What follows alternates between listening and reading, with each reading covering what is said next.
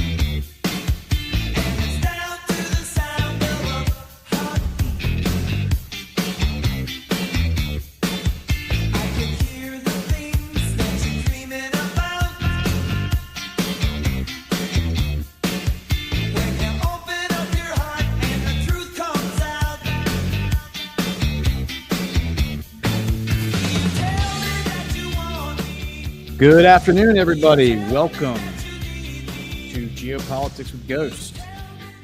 I am your host, Gordon McCormick, and today is September 2nd, 2025. A mimetic week. We have a lot going on geopolitically. Primarily the big confab over in China for the 80th World War II victory celebration parade, which has also been parlayed into a Shanghai Cooperation Organization meeting organized by Xi. So I think that's probably where we're going to begin today. But before we get there, let's give a shout out to our sponsors. And our first sponsor today is, stand by for processing, wait for it to load, River.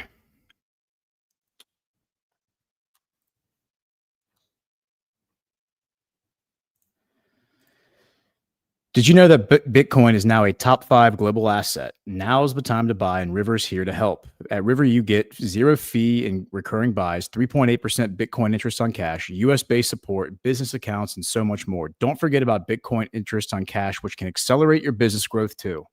Businesses can now earn 3.8% interest on cash paid in Bitcoin. That's more money to fuel your next big move. Get started today at badlandsmediatv/river. Move your cash to River today and start earning a real interest rate with Bitcoin. The future is now. That's badlandsmedia.tv/river.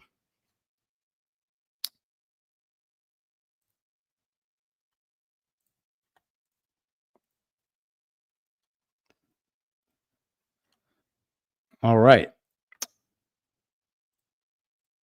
So, hello, everybody in the chat. See everyone filing in here. Thanks for being here. Give the video a thumbs up if you would. Looks like we're going to go. I'm trying to see if I can pull up these videos. There's a lot of things are just not loading very quickly. I don't know if it's just my internet. Probably is my internet, let's be honest. Or X. But how's the chat doing? Any events, geopolitical events that y'all have been? Ad was muted. Someone in the chat saying ad was muted. I don't think, shouldn't have been, if y'all can hear me right now. But anyway. Yeah, let's get to the SCO meeting.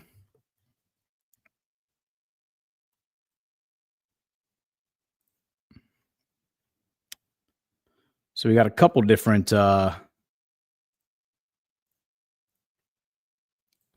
clips to watch. This is the latest and greatest.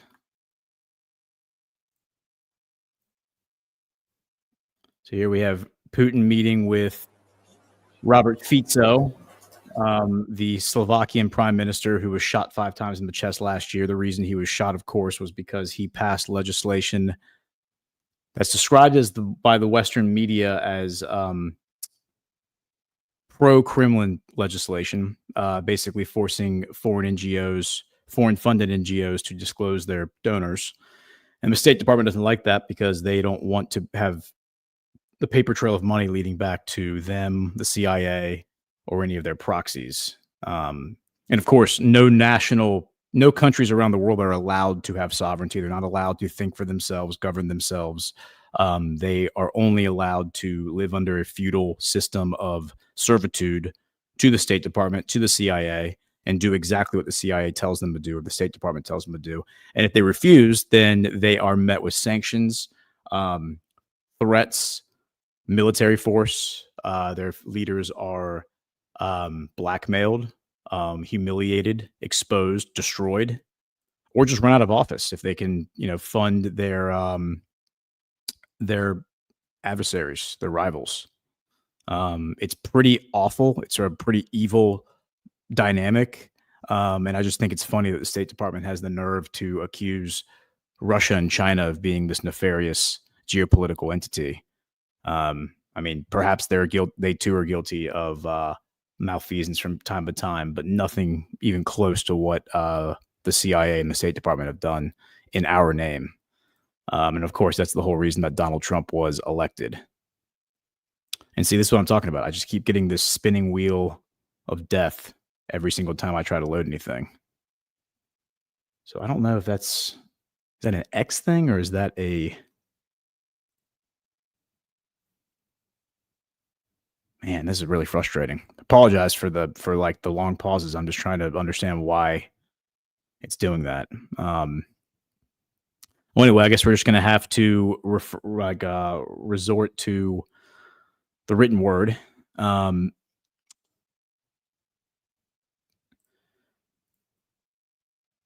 now we will go to RT.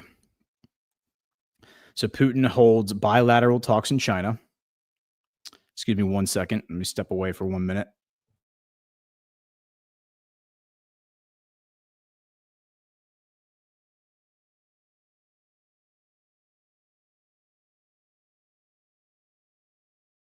All right, sorry about that.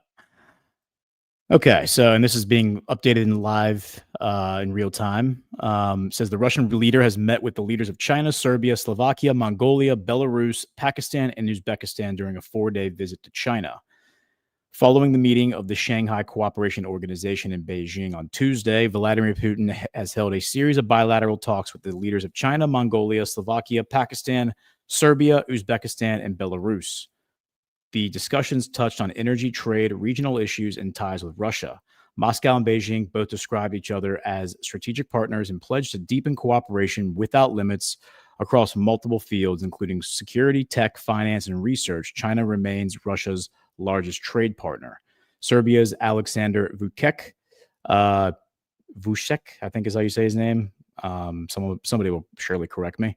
Called Putin a dear friend and said they discussed energy and defense cooperation. That's a big deal, actually, because Vučić is certainly, I would describe as a force of good, a good actor, earnest actor in Europe, and somebody who's been targeted by the State Department for regime change operations. Slovakia's Robert Fico wrote that his 1-hour meeting with Putin focused on the Ukraine conflict and that he would relay Putin's messages to Vladimir Zelensky in Uzhgorod on Friday. Congratulations. Okay, so now RT's videos are working, so it's definitely an X issue. So we'll listen now to... It says in Beijing, Lukashenko congratulated Vladimir Putin on his summit with Donald Trump, rejecting Western criticism and calling the initiatives agreed upon a good thing. He said he had told the U.S. president that Russia and Belarus are basically the same country. Let's listen to what he says. On having this great meeting, summit with President Trump. It's a good thing that you met. There's no need to be talking about somebody winning in that summit, in that meeting. we're hearing a lot of people from the West and beyond there all crying about how bad it was, how bad that you met. But I think that all those initiatives that you've agreed upon are a good thing. We have been working diligently to achieve all these goals and will continue to do so. When I spoke to President Trump over the phone, I told him we're basically the same country. We're doing everything together. We continue to support each other. I mean, Russia and Belarus. As to who's to blame about what's happening, time will tell. Time will show. This is a difficult period. We're having to stop Nazism, Nazi forces that could wreak terrible things. All right, so let's continue to listen to Lukashenko. It is thanks to you and China, we are the only European member geographically of the SCO. So to us, it's really important. We had a chance to have conversations with all of the presidents, including Prime Minister Modi. We were able to exchange some information. It was a very important talk. But you understand that nobody's going to replace Russia for us. That's why we meet today.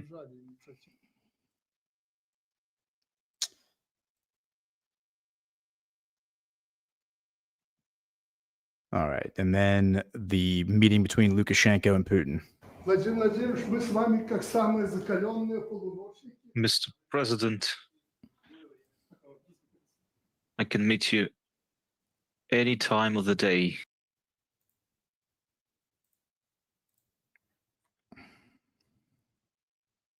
Okay, and so that was the Lukashenko meeting, which seemed like is probably ongoing right now. It seems, or maybe it's just wrapping up. Here is his meeting with Vucek from Serbia. Or this is Vucek. I'm sorry. Just speaking, giving an interview. I'm going to read what he says. It says, I'm always very pleased when the president has the time and opportunity to meet with me and our delegation. So I'm waiting on the captions. I think it was a good meeting, Mr. President. He is a dear friend of our country, and I have to express, this is unbelievably slow, my great gratitude to him because he has always supported, because he has always supported Serbia and the Serbian people. I think it'll be like that, and talked about all kinds of issues from different areas: energy, military, technical cooperation, participation of Russian companies in infrastructure projects. And I think that all of these questions are important for us. See you soon in Moscow. So again, this is important because Serbia is, I believe, an EU. What is Serbia? Is an EU observer. And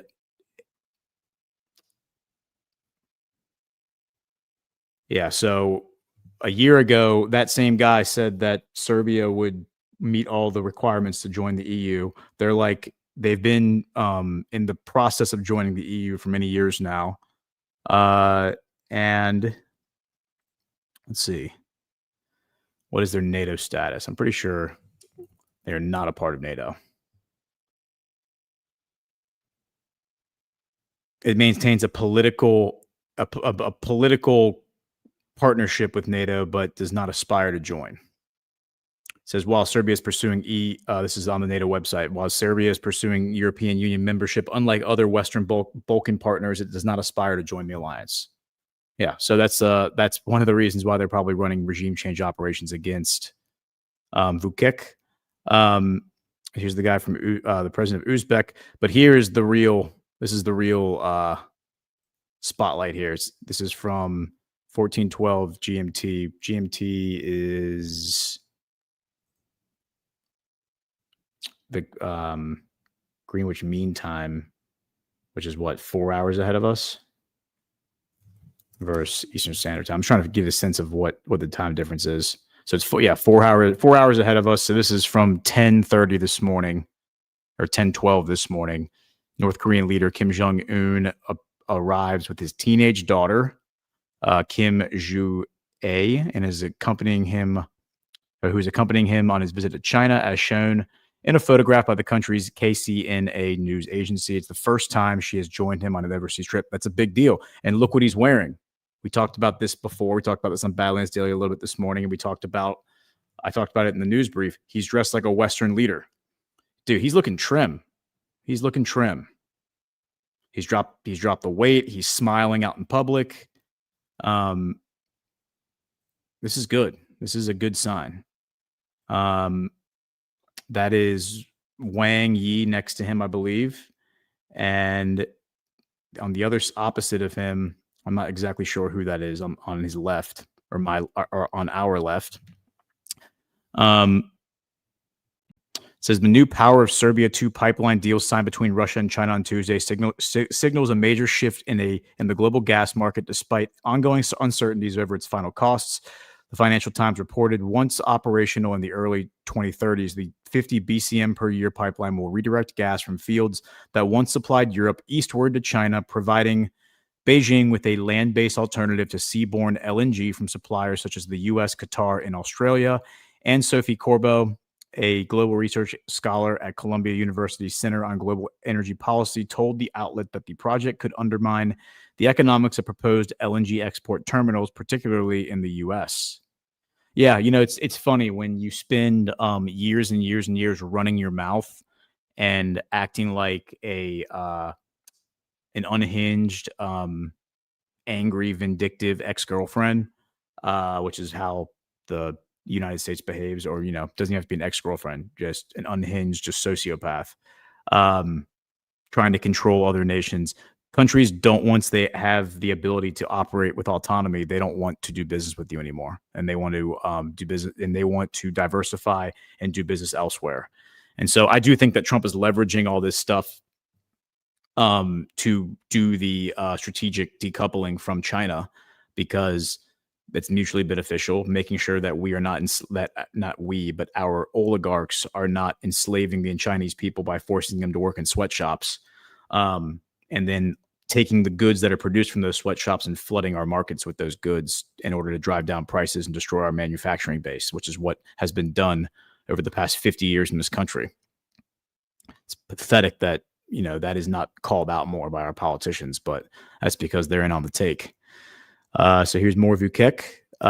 So speaking in Russian with Putin, the Serbian president Vukek said Serbia has been under heavy pressure since the start of the Ukrainian crisis, but will not impose restrictions on Moscow. Quote, today we are the only European country in Europe that has not introduced sanctions against the Russian Federation. And of course, we will continue to maintain our neutrality. That's a pretty big deal. Okay, so here's one. The Pakistani Prime Minister Shehbaz Sharif, arrival in China.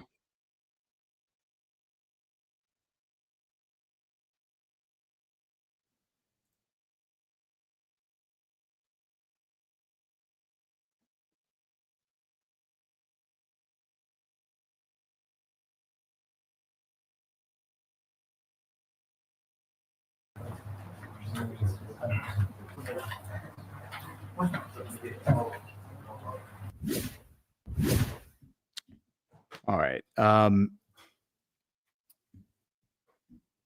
So that leaves us with Russia has never objected to Ukraine joining the European Union, but its membership of NATO is a different matter. Putin told Fico during talks in Beijing. One country's security cannot be ensured at the expense of someone else's, Putin said, adding that the issue concerned Russia's security not only today, but in the medium term, but also in the long run. Our position is well known for us. It's Ukrainian membership of NATO that is unacceptable, he said. Quote, at the same time, it is naturally Ukraine's decision how to guarantee its own security, Putin added, but that security, as enshrined in fundamental documents, including those on security in Europe, cannot be achieved at the expense of other countries, in particular at the expense of the Russian Federation. Now, I have to go brush up on exactly the nuance between the trade agreements between Ukraine and Russia, but basically what he's saying there is he's saying they don't care if Ukraine joins the European Union. It's Ukraine joining NATO that's the problem. And the difference between the European Union and NATO is that the European Union is effectively an economic zone. Once you enter the EU physically, you are using the euro. And once you get goods into one country in the European Union, you can then move those goods around the entire region within the EU without paying tariffs or going through customs or anything like that. NATO is a military alliance, defensive alliance of different, in theory, sovereign countries. But the idea is that if one country in NATO is attacked, every single country in NATO is required by law or by their agreement to go to war. So that is why they don't want Ukraine in NATO. Now, what's funny is that if Ukraine, and this is where I need to brush up on my understanding of the agreements between Ukraine and Russia, but at least the way that it was set up when the Soviet Union fell in 1991 was that Ukraine and Russia had a special economic relationship where they didn't have trade barriers, meaning that you could move goods from Russia into Ukraine and vice versa. So it would be interesting to see if Ukraine joined the EU, Russia could then send goods into Ukraine and then export them from Ukraine to the rest of Europe and not pay any tariff or go through customs. In theory, now the EU could I suppose they could make adjustments to address that. But what would be the point of Ukraine joining the EU if they didn't get the economic benefit of the trade barrier? So this just goes to show like these European leaders are totally fine with cutting off their nose to spite their face.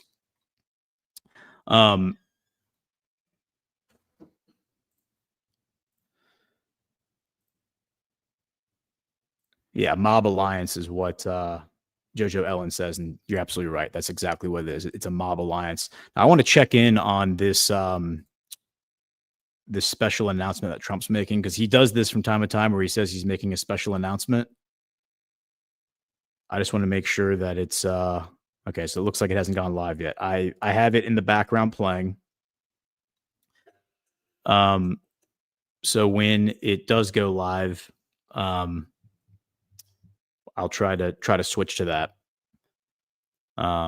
Could be a while though. It may not go live until 3:30. You know how Trump is, and he could come out and it could be something relatively superficial. Like something about the FIFA World Cup. So we'll keep an eye on that. I do want to stay with Russia a little bit more. Just bear with me.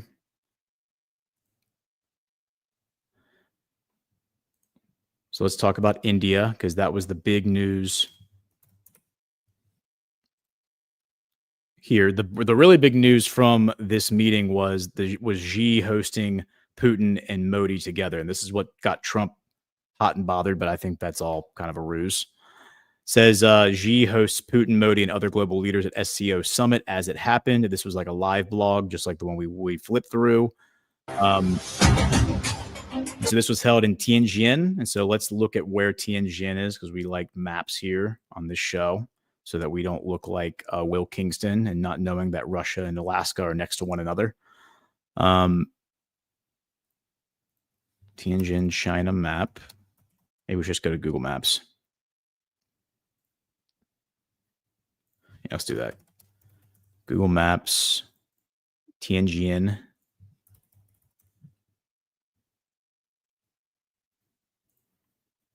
Yeah, so it's northeastern China, near basically on the same parallel as Pyongyang with North Korea.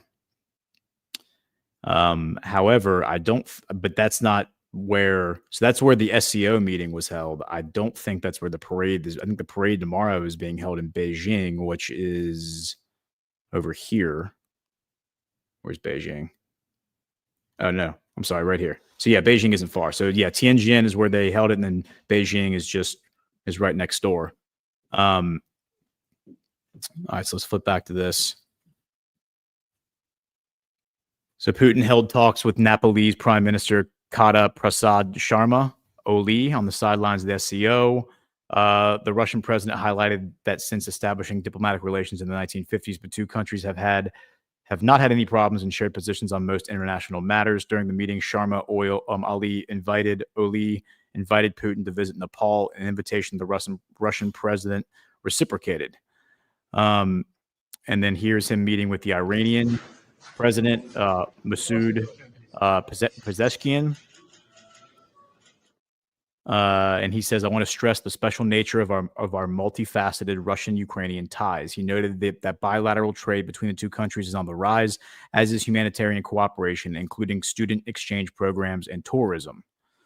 So again, like normalizing relations with Iran and getting Iran, like onto the world stage in a narrative that is different than the radical Islamic regime that we've been told here in the West. Says Putin discussed the Ukraine conflict with the Chinese and Indian leaders on the sidelines of the SCO summit on Monday. This article's from yesterday. Putin met with the Vietnamese Prime Minister Pham Minh Chinh, and then this is the big meeting here is when. So look, this is what Modi does. Modi comes in, he gives you a big hug, and then he grabs you by the hand and he leads you around. He's big on the physical. Yeah, and then this is like the meme that everyone was posting online yesterday. You're gonna get touched though. Like Uncle Modi, it's not creepy. Just Uncle Modi. He's gonna feel you up a little bit when he says hello to you, and then he's gonna want to hold your hand when you're walking around with him. But that's just Uncle Modi. It's not creepy. Not like the uncles from Denmark who are pedophiles. Yeah, and I saw a lot of people posting like the picture of Putin and Xi and Modi online, and they were like, "This could be us. Like Trump could be there standing with them if it weren't for our like being beholden to the deep state or beholden to Israel, like or whatever the narrative is these days on Trump being a puppet." And then here's the article saying the West has just been given a rude awakening. Self-obsessed establishments can live in their illusory worlds all they want. It won't change the fact that a new world is upon us. Absolutely right. It says Oswald Spengler, a eccentric German arch-conservative, brilliant author of The Decline of the West and proud pessimistic extraordinaire. It says in parentheses, optimism is cowardice, could also be rather woke. You will find no more disdainful scorn or biting derision for the West's navel gazing than his, skewering the Occident's provincial presuppositions, naive vanity, and self-crippling narrow-mindedness. Spengler dismissed its compulsive solipsism as producing a prodigious optical illusion of self-importance. Wow, this guy really likes to use a thesaurus when he writes, doesn't he? This is obviously an op-ed, and we don't need to read that. But here's another article, or maybe this is an op-ed of Putin, Modi, and Xi. Says in the wake of Putin-Trump Alaska summit, Russia once again demonstrated that it remains an indispensable actor in global diplomacy. The very fact that Washington and Moscow returned to the table underscored that neither side can afford to exclude the other in discussions on international security. Chinese Foreign Minister Wang Yi's visit to New Delhi a few days later included rounds of strategic discussions. He co-chaired the boundary talks alongside NSA Ajit Doval, that would be National Security Advisor Ajit Doval, held bilateral consultations with India's Minister of External Affairs, Jai Shankar, and met with Prime Minister Narendra Modi, underscoring India's continued openness to managing contentious issues through established dialogue channels. Coming ahead of India's participation at the Shanghai Cooperation Organization Summit in Tianjin on Sunday, this is from either Friday or Saturday. The visit reflected an important step in rebalancing India-China ties at a time of heightened global trade uncertainty. Against the backdrop, Foreign Minister Sergei Lavrov's call to revive the Russia-India-China format has sparked renewed debate over how trilateral diplomacy can help stabilize Asia. Yeah, and the tagline that's been used by all the sides, Russia, China, and India, particularly China, has been the elephant dragon dance. And then I think when they're describing all three of them, they describe it as the elephant, the dragon, and the bear. So they like their imagery, their sigils. And Trump responded to all of this by reproaching India after Modi's meetings with Putin and Xi. The U.S. president has labeled Washington's relationship with New Delhi as one-sided. We went over this on Badlands Daily, so I won't go too deep. I know there's probably a lot of overlap here in our audience. But he labels the whole thing as one-sided. He says, quote, "What few people understand is that we do very little business with India, but they do a tremendous amount of business with us. In other words, they sell us a massive amount of goods, their biggest client, but we sell them very little." The U.S. president added, "Until now, a totally one-sided relationship, and it has been for many decades. The reason is that India has charged us until now such high tariffs that the most of any country that our businesses are unable to sell into India. It has been a totally one-sided disaster."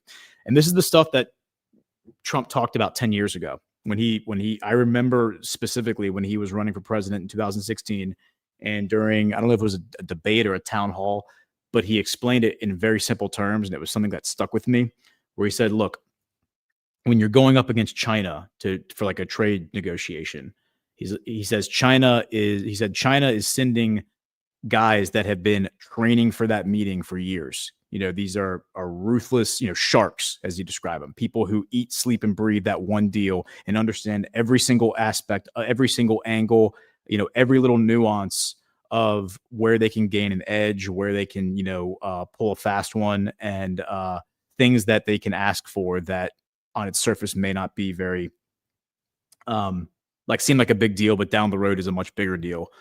And he said, and then we send, John Kerry and Nancy Pelosi into that meeting. People who don't even understand economic, basic economics, and are like lifelong politicians. Those are the people that we actually physically send into the meeting to negotiate with those guys, and they just get their lunch taken from them. And he's 100% right. That's how it works. And he obviously has put a stop to that. And to that point, here's an article from today, or from yesterday, rather. U.S. would become a third world nation without tariffs, says Trump. The president's trade policy is in jeopardy after an appeals court declared most of his tariffs unlawful. U.S. President Donald Trump has warned that America could become a third world nation if his tariffs are scraped. He made the remarks that after a federal appeals court declared most of them unlawful, Trump launched his tariff drive in April, accusing U.S. trade partners of creating unfair trade imbalances and calling it a reciprocal response to secure better trade terms. Most country-specific rates ranging from 10% to 41% took effect on August 7th. The policy has drawn criticism from U.S. lawmakers over the potential damage to the economy. On Friday, the U.S. Court of Appeals for the Federal Circuit ruled that Trump misused his authority by imposing tariffs under an emergency powers statute, saying only Congress can authorize these measures. The court stopped short of canceling the tariffs, giving the administration until mid-October to appeal to the Supreme Court. Trump blasted the ruling, warning of dire consequences if it stands. Quote, more than $15 trillion would be invested in the USA, a record. Much of this investment is because of tariffs, he wrote on social media on Monday. If a radical left court is allowed to terminate these tariffs, almost all that investment and much more would be immediately canceled. In many ways, we would become a third world nation with no hope of greatness again. The court ruling covers two sets of tariffs: broad reciprocal tariffs on most U.S. trade partners and tariffs on goods from Canada, China, and Mexico linked to drug trafficking claims.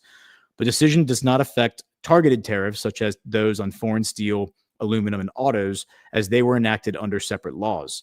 Trump has argued that tariffs are good for the economy, presenting them as tools to secure better trade terms, revive manufacturing, and cut deficits. Economists, however, warn that the policy risks pushing the U.S. into recession. Russia has not been targeted with tariffs due to the existing sanctions, but Trump has threatened higher tariffs on its trade partners if the Ukraine conflict is not resolved. Last month, he doubled tariffs on India to 50%, accusing it of aiding Moscow by buying Russian oil, and hinted at new measures against China. So yeah, I have another article that I want to get into, but I want to address this real quick because this is where, this is a really, really important moment right here, because I would describe it as a constitutional crisis. I would describe it as the essence of state capture. These courts are holding our country hostage in every sense of the word. We're not allowed to impose tariffs. We're not allowed to limit immigration. We're not allowed to say, hey, all these illegal migrants who are here, who have come here illegally, who were brought here by NGOs, many of which that were funded by U.S. taxpayers against our will. We're giving all these people money when they show up. There's stories about each of them receiving $5,000 cash and a cell phone when they show up and a place to live. Those are things that I think many Americans would love to be given by their government, right? People who are struggling. They say that you can't undo that. You can't pause that. You can't stop that. All of that's legitimate.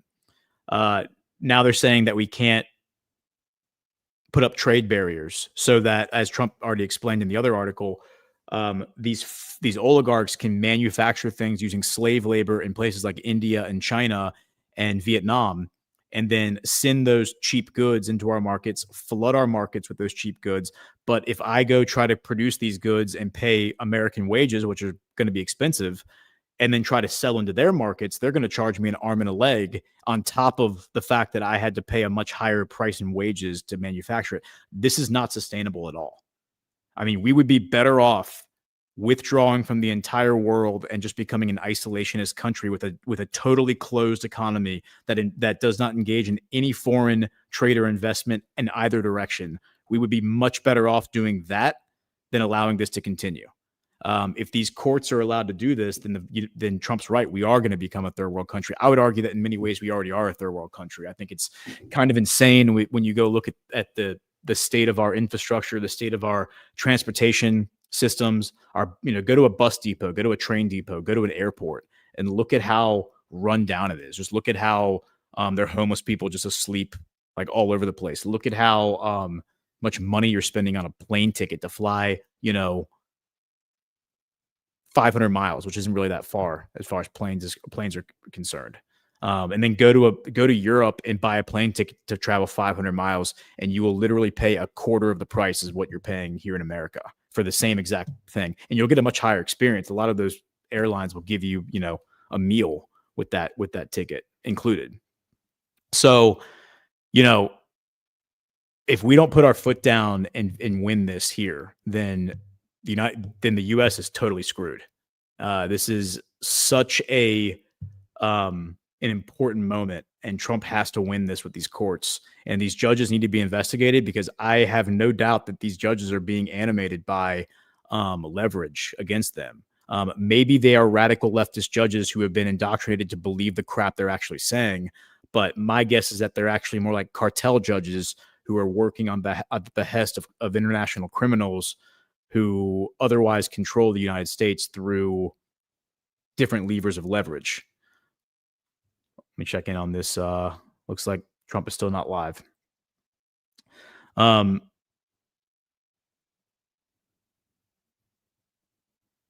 Yeah, and then you get articles like this one. This isn't the one that I was intending to go to. I just saw it, but this is from Thursday. The 29th was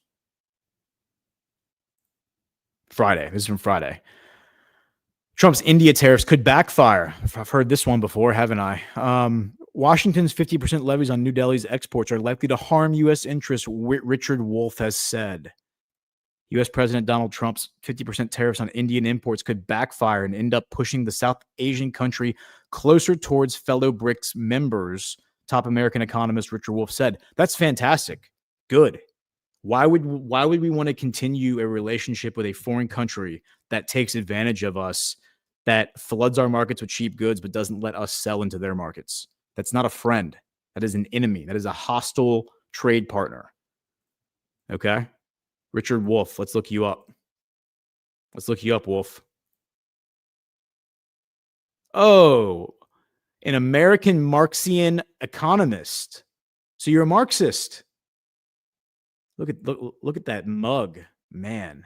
A face only a mother could love. Richard. Oh, Jewish. Shocker. You know, I hate having to point that out, but it just seems like every single time there's a subversive figure who wants to undermine Trump's actions, more often than not, they seem to be part of the diaspora every single time. Now, that doesn't mean there aren't members of the quote unquote diaspora, Jewish people who are working for Trump. I mean, I think Stephen Miller's Jewish. I'm not sure if he is, but certainly Howard Lutnick is. Jared Kushner ostensibly is. I've heard rumors that he might be a Messianic Jew, which means he believes in Jesus. I don't know if that's true or not. But you have Steve Witkoff, Adam Bowler. I mean, there's a number of others. But why is it that these Jewish Marxists are always the ones who are saying that we aren't allowed to have a sovereign country, that we have to be beholden to a transnational crime syndicate? It's just every single time. It's the meme, you know, every single time. And for the Jewish people listening who are disheartened by hearing that, my response to you is, you know, I would encourage you to call this out, just like I would encourage, you know, Black people to call out the high rates of crime that are committed by Blacks. Encourage women to call out the radical left feminism that is destroying our nuclear families. And radicalizing our children, and you know, promoting transgenderism and all that nonsense.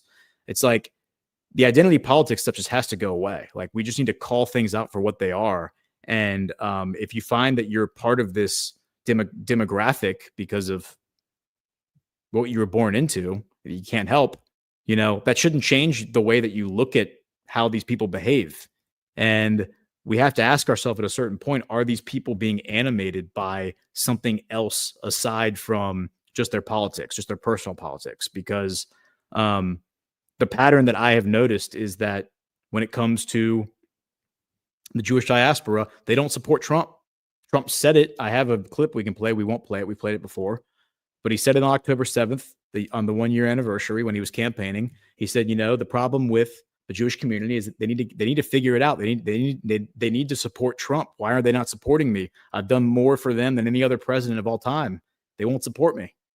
I think it was something like 30% of the Jewish community voted for Trump. It's unacceptable. Like, what? It doesn't make any sense. Does not make any sense.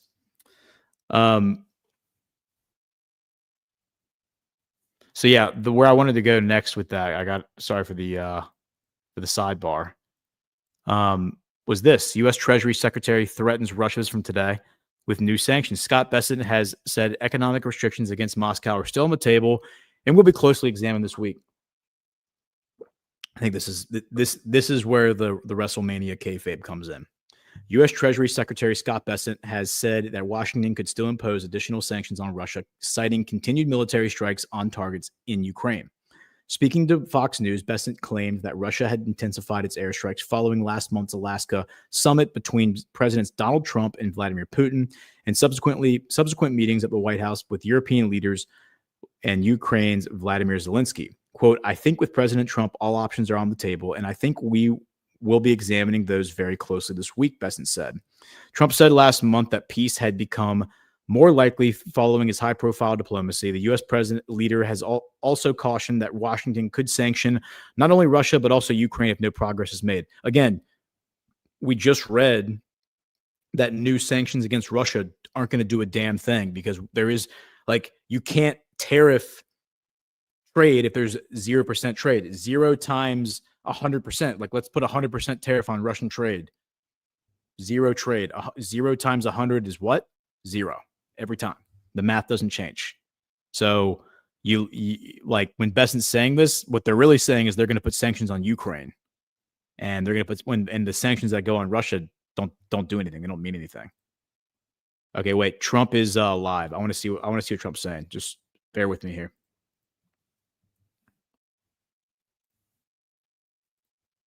tremendous coach. House Armed Services Committee Chair Mike Rogers. Thank you, Mike. With Mike. Whoa, Mike, is this thank you, Admiral Mike Very Rogers? Great, Mike. Representatives Barry Moore, all great friends, Robert Adderholt, Gary Palmer, and Dale Strong. Thank you all very much, fellas. Appreciate it.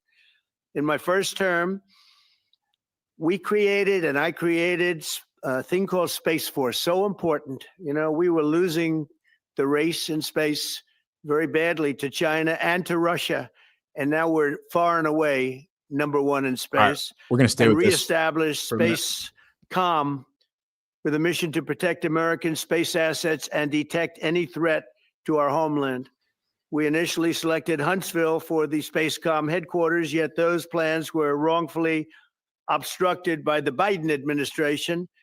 And as you know, they moved them to a different locale.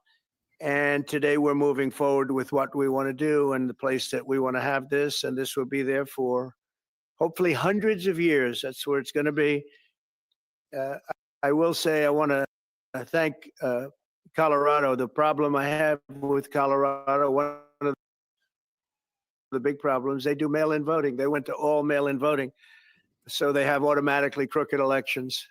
And we can't have that. When a state is for mail-in voting, that means they want dishonest elections, because that's what that means. So that played a big factor also. In Huntsville, Spacecom will play a key role in building the Golden Dome, as you know. That's going to be a big thing. Everybody wants to be a participant in it. Missile Defense Shield, we're going to be having a Golden Dome that the likes of which nobody's ever seen before. The finest, the best. And by the way, Canada called. They want to be a part of it. And that'll be great. But Canada wants very much to be included in that. And we're going to work something out with them, I hope.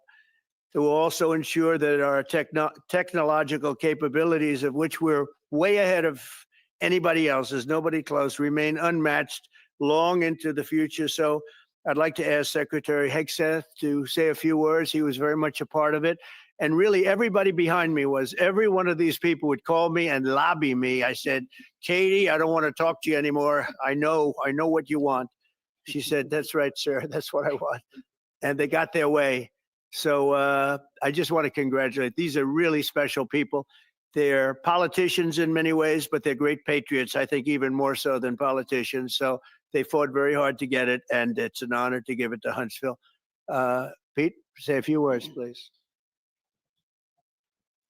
Thank you, Mr. President. As usual, right place, right time, for the right reason. In your first administration, you established the Space Force at a time when we knew we had to be looking to that domain of space.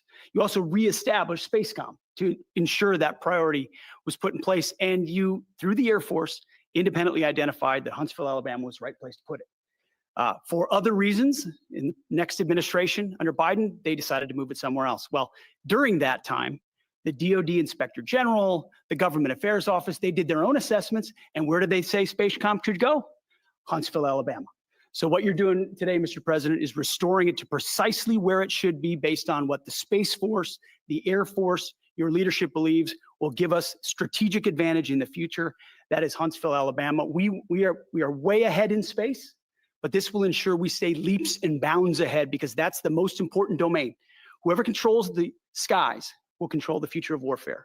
And Mr. President, today you're ensuring that happens. Thank you. Thank you very much. Katie, would you like to say something? Mr. President, we are grateful for your leadership on this and restoring Space Command to its rightful home in Huntsville, Alabama. This delegation has worked together, both chambers, both parties, to make sure that Huntsville was the place that Space Command called home. As was mentioned, obviously the Biden administration chose to make this political. What we want to do is put the safety and security of Americans first. We want to make sure that our war fighter is put first, and we want to make sure that America continues to lead. And today, Mr. President, you've allowed that to happen. Thank you. Thank you very much. Tommy, please. Yeah, thank you. Thank you, Mr. President. This is a great day for our country, not just for our state of Alabama. We need help in our military. We need to catch up. And as Secretary has said, we're not behind in space, but we know where we're at, and we need to expound on that. Now, this move will save the taxpayers $480 million. It's not going to cost more. It's going to cut $480 million. We have the plans intact. It'll be behind a secure wall in Huntsville, Alabama, at Redstone Arsenal. We have 40,000 people there. We have the FBI there. We have missile defense there. We have NASA, Blue Origin, and SpaceX. It is the perfect place for Space Command. I would tell you today, and I've spoke with the president for the last 3 or 4 years about this. If I thought it needed to go somewhere else because I understand the security of our country, I'd be for that. But the best place for Space Command is Huntsville, Alabama, because what we have and what it means to this country is going to be so important. So thank you, Mr. President, for this. And we look forward to building a huge Space Command and having the Donald J. Trump Space Command Center in Huntsville, Alabama. Here, here.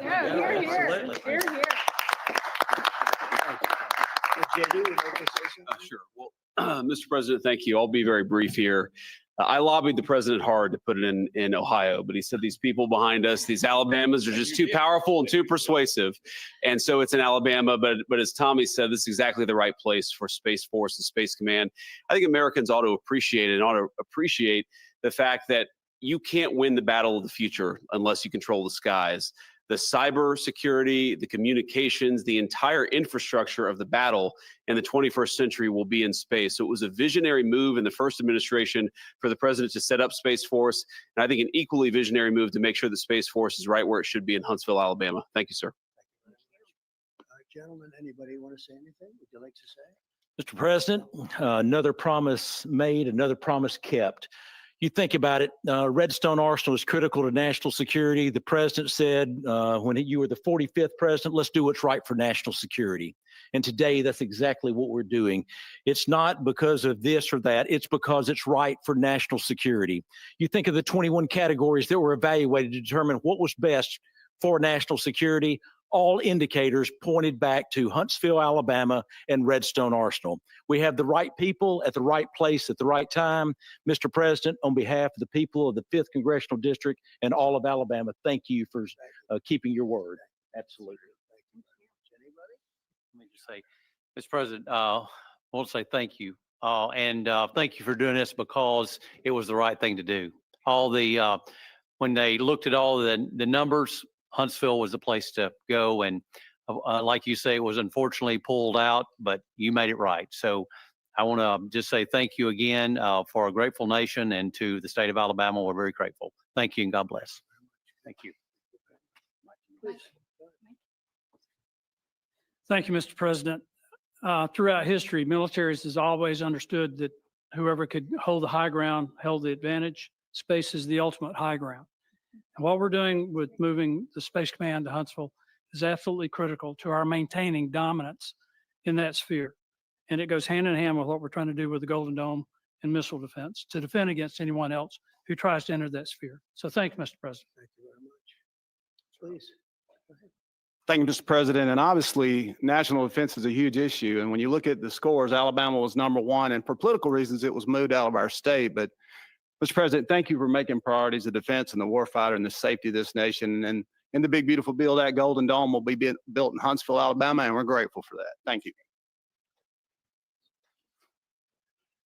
Listen, as chairman of the Armed Services Committee, I care very much about what's most important for our national security. That's Mike Rogers, by the way. This is President not Admiral held Mike a Rogers. nationwide That's competition. Congressman to Mike determine Rogers. where we should have this command.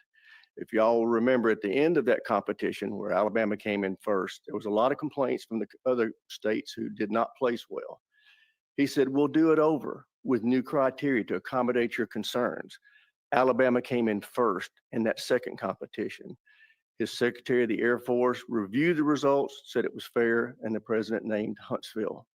It was the Biden administration that decided to make it political, even though his own Secretary of the Air Force said it was a fair competition and it should be in Huntsville.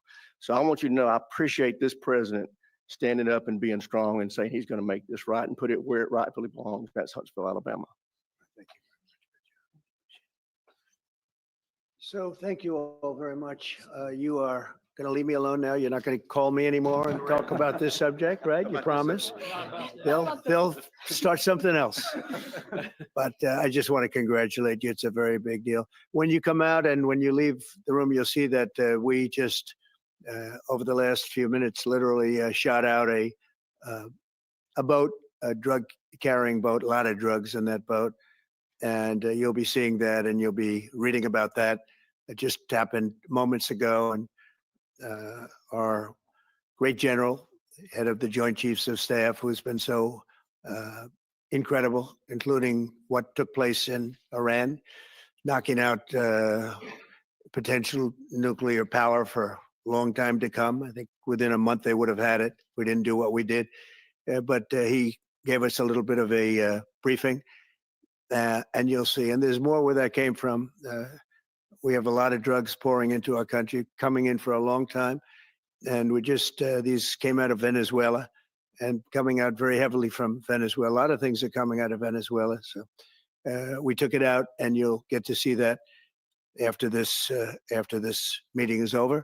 Do you have any questions, please? Yeah, please. Senator Cumberland talked about the cost savings Yeah. associated with this announcement.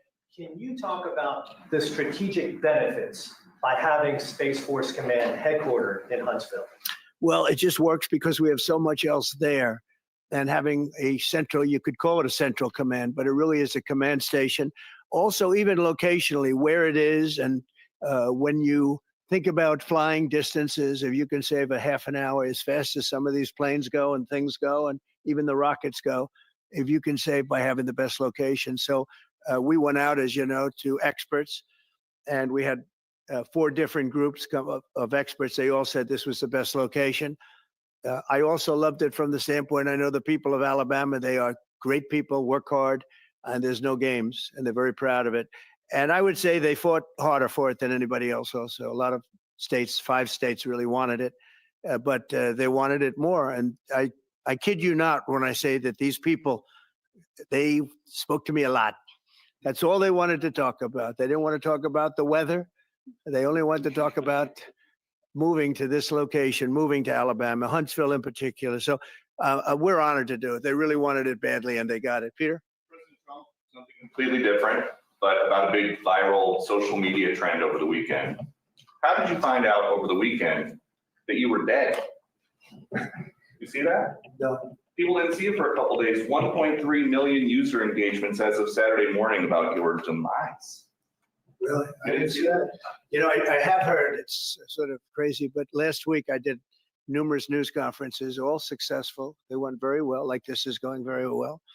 And then I didn't do any for 2 days, and they said, there must be something wrong with him.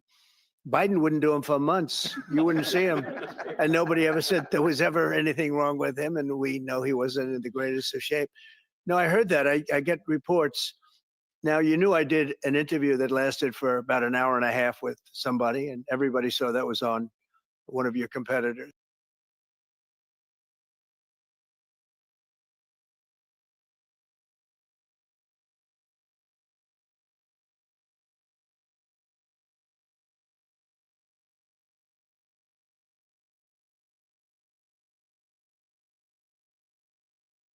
Sorry, I was muted. Yeah, we're going to stop here. If anything comes of like out of this Q&A, we'll talk about it on Friday. There's some stuff I want to address from what's happening here, and then there's some other stories I want to get to before we get out of here. People were asking earlier about Venezuela, so there's your Venezuela news. Sounds like maybe there was a boat that was attacked, is what Trump said. Earlier, I had mentioned Admiral Mike Rogers. It's not Admiral Mike Rogers. It was Mike Rogers, the congressman, and the other guy who spoke with the deep Southern drawl was Tommy Tuberville. Those are all congressmen from Alabama. So Alabama is going to be getting Space Force, or Spacecom rather, a combatant command. So that is notable and a very big deal. And one of the reasons it's actually notable is because a few weeks ago we were in GART during Devolution Power Hour. A friend of ours stood up and said some pretty interesting things about space. Let's listen in on that. I'd like your comments on this, because It's crazy, but we do have a Yeah. So from the general. When you reflect on the lesson that Brad taught us in his movie today, and the lies that were told, I'd like your comments on this, because one of the things you don't get to see is the things happening under the curtain, behind the scenes, in the classified realm over the last decade plus. One of the great lies is that Russia is our enemy. That is one of the big boogeymen that has created trillions of dollars of money laundering in the Cold War that did not have to be. And President Trump is trying to untie that Gordian knot of a lie about Russia. So, Burning Bright, God bless you for telling the story about righteous Russia and what the true relationship is. But one, I applaud you both, all three of you, for, well, when I say both, you can figure out which one I'm deleting out of there. I applaud all three of you for having the intuition to really see this clearly, what's going on. But behind the scenes, this has been in the tank for a long time, and Zelensky has nothing to do with it. And I'd like you to just focus on two things that came out of the last conversation, and that is the focus that Trump and Putin have on space and energy, and watch that unfold.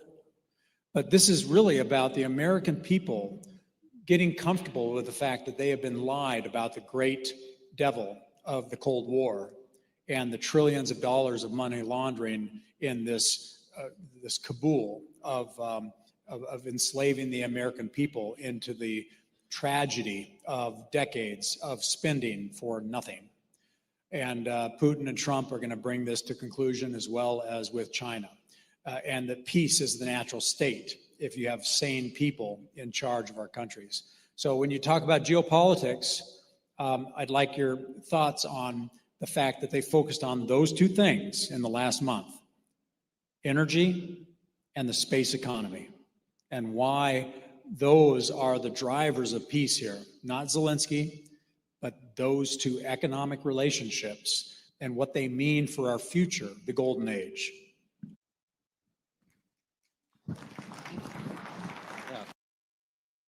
Yeah, so fascinating commentary from our friend General Kwast. And I've been thinking a lot about that ever since he made those comments, space and energy. And what I think, like, in the moment, because I was standing right next to him when he said that, in the moment I Googled space and energy, China, Russia, USA, because I was trying to figure out, I was like, there must be something going on here. And this is what came up, is what I found. There's 3 articles here. I'll pull up in succession. So the first one is from back in April, from the Sustainability Times, whatever this is. But it says, the U.S. in total shock. China and Russia's 2028 plan to build a nuclear reactor on the moon stuns the global space community. In a groundbreaking move that could redefine the future of space exploration, China and Russia have announced plans to construct a nuclear reactor on the moon, aiming to power a permanent base at the lunar South Pole by 2035. So that was announced back in April. And here is just a second source reporting the same thing. This is from May 25th, 2025.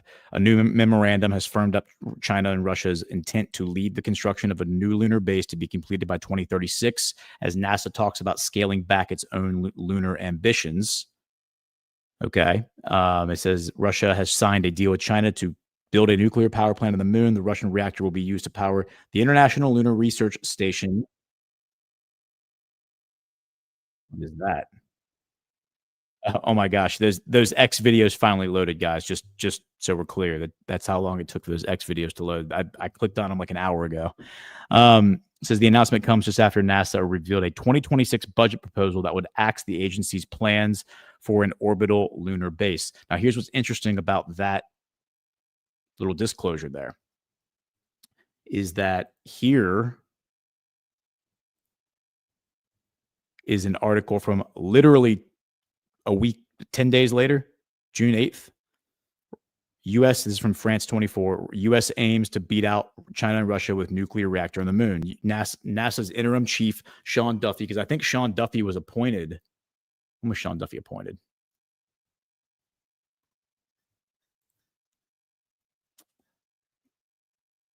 He was appointed as the acting. So he assumed office on January 28th, but he became the acting on July 9th. Okay, so he was the act. So I guess he was already in place at this time, but then he was just named like the acting head of NASA. And he said has made deploying a nuclear reactor on the moon his top priority, framing the effort as a second space race. Washington hopes to beat Beijing and Moscow to powering a future lunar base with nuclear energy. Now, I don't know if this is what General Kwast was talking about, but it is interesting that this is out there. And this is the directive. And, you know, I'm wondering if this is being misframed to us, like we're being told that this is a space race, like an extension of the Cold War. And you heard General Kwast right there talking about the lies that we were told about the Cold War and how Russia is this great enemy when really they're a brother nation. And I would 100% agree with that. I wonder if this is actually a trilateral project that all three countries are working on together. And it's not really necessarily about putting a nuclear reactor on the moon as much as it is about the logistics that are going to be required to build a nuclear reactor on the moon and what that would mean. Like, you would have to have the logistical infrastructure for a construction project alone, let alone a nuclear reactor. That is going to require technology and leaps in technology and innovation that is going to fundamentally change the human civilization, if that's real. And it's being presented to us as a conflict right now, but I wonder if this is actually a partnership. So we'll just kind of leave it at that. But always interesting to hear from General Kwast. And I have been thinking a lot about that space and energy and what is going to be revealed in the short term. But Venezuela. So we let's are we done with Russia? I think we're just about done with Russia. I'm just flipping through my okay, well actually we're not done. We're not quite done with Russia yet. So let's finish up Russia and then we'll go to Venezuela. So Putin suggests EU state response to Ukrainian attacks on energy flow. Slovakia could cut energy supplies in retaliation for Kiev's disruption of oil supply deliveries, the Russian president has said. Bratislava, which is Slovakia, could retaliate against Ukrainian attacks on its oil deliveries by cutting off energy supplies to the country, Russian President Vladimir Putin told Slovak Prime Minister Robert Fico during a meeting in Beijing on Tuesday. Slovakia and Hungary, which rely on Russian oil shipments through the Druzhba friendship pipeline, have accused Kiev of deliberately disrupting their imports with military strikes. Putin compared the situation to Moscow's own experience when Ukrainian forces struck Russian energy infrastructure. Quote, "We had maintained restraint for a long time as Ukrainian troops struck our energy sites. Eventually, we started retaliations, and our retaliation now is, shall we say, serious," Putin said. The Russian leader noted that Slovakia and Hungary have leverage of their own since Ukraine depends on energy imports from its Eastern European neighbors. Quote, "Cut off their supplies of gas via reverse flow, cut off electricity supply, and they will realize at once that there are limits to their behavior that violate other parties' interests," Putin suggested. Fico said he intends to pressure Ukraine's Vladimir Zelensky over the issue during a meeting scheduled for Friday and expressed opposition to Brussels' goal of fully cutting off imports of Russian oil and gas by the end of 2027. Quote, "We will be voting against such decisions," he said. "I am certain that things will change before January 1st, 2028, and that the Repower EU initiative will not go forward since it would cause us much damage." Zelensky recently used a pun when commenting on Kiev's attacks on the pipeline. Quote, "We have always supported friendship between Ukraine and Hungary, and now the existence of Druzhba depends on the Hungarian position," he said. Hungarian Foreign Minister Peter Szijjártó, man, that is a what's the word? It's not Hungarian, but what's the ethnicity there? It'll come to me in a minute. That is that word though. It's of that of that nature. Condemned the remarks as outrageous and scandalous, saying they made Kiev's pressure tactics explicit beyond doubt. Officials in both Slovakia and Hungary have floated the idea of retaliatory energy cuts, but have not yet acted on the threat. Yeah, and then here's Jeffrey Sachs saying NATO has outlived its purpose, and I 100% agree. I don't know why NATO still exists. And I think that NATO being abolished will represent the end of an era, hopefully the end of the CIA, because I don't think the CIA should, I think the CIA has outlived its purpose if it ever actually had a purpose.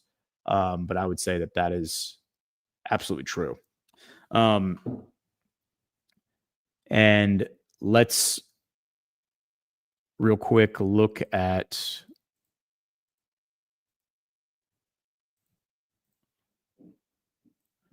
Putin and Xi issue a World War II statement. Russia and China have shared a responsibility, having sacrificed so much to defeat fascism in Europe and Asia, the two leaders have said. Russia and China share a responsibility to preserve the historic memory of the sacrifices of their people made in defeating the Axis powers during the Second World War. Russian President Vladimir Putin and his Chinese counterpart Xi Jinping said on Tuesday the two leaders met ahead of Wednesday's military parade commemorating the end of the war. Xi had traveled to Moscow earlier this year to commemorate Russia's Victory Day on May 9th. Mutual visits, Xi said, quote, have become a good bilateral tradition and showcase the great responsibility that China and Russia hold as major victor states in World War II and permanent members of the UN Security Council. He emphasized the importance of protecting the historic truth of the achievement. Putin praised the upcoming Chinese commemorations, saying he was confident the People's Liberation Army would conduct the event with its usual brilliance. He echoed Xi's call to preserve the memory of the war. Quote, our ancestors, our fathers and grandfathers have paid a huge price for peace and freedom. Putin said, we remember that. That is the foundation of our achievements today and in the future. Yeah, so now that these videos have loaded, let's listen to what Putin has to say about Trump.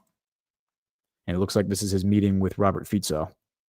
Administration in Anchorage, his contacts with President Trump, with the American administration in Anchorage, it showed that the new administration hears us, because before, when we had contacts with the previous administration, with President Biden, when we spoke about this, no one wanted to listen to us, no one wanted to hear us. Now we can see that there is an understanding from the other side, and we are glad to see this, and we hope that this constructive dialogue will continue. As for any aggressive plans by Russia against Europe, once again, I would like to emphasize that it is utter nonsense that has no grounds. As for the attacks against the energy infrastructure perpetrated by Ukraine, for a long time, nothing was done against civilian infrastructure, especially during the winter period. And we have tolerated it for a very long time when Ukrainian forces were attacking our civilian sites. Only after that, we started to respond in kind. And, well, yes, we are responding in earnest. This is true. FAFO, I believe, is the what the kids say, right? Yeah, so then he talks about retaliating. His contacts with the president. And then here's the comment about the European Union. Oh, gosh. Can't make it work. Let's listen to what Fico says. We want to cooperate going forward in the field of energy. We are interested in receiving supplies of Russian gas, of Russian oil. We are also interested in cooperating in the other fields as well. And I would like to say that the Republic of Slovakia is planning to build a new power unit that is going to belong to the state. It's going to be owned by the state, of 1,100 megawatt. We are in contact with the American company, Westinghouse. You know that all the units, power units in Slovakia were manufactured either in the Soviet Union or in Russia, because the nuclear power industry in Slovakia generates more than half of the demand in energy in Slovakia, and I would be delighted if there would be a cooperation between Russia and the US in this field. And it would be good to cooperate with the Westinghouse in this field. So Imagine that, cooperating with Russia. What a crazy, crazy idea. Let's see. All right, let's take a quick break. Add Geopolitics with Ghost.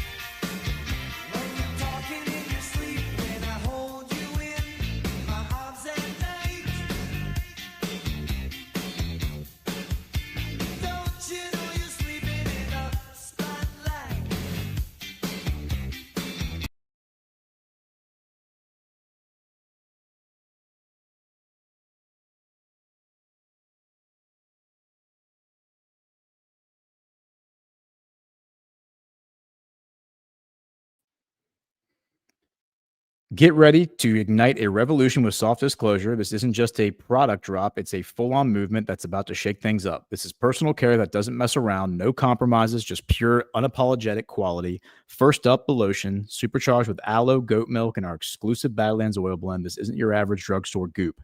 It's a barrier-restoring powerhouse. Choose unscented when you want clean and simple, or vanilla citrus when you want to smell like you actually give a damn.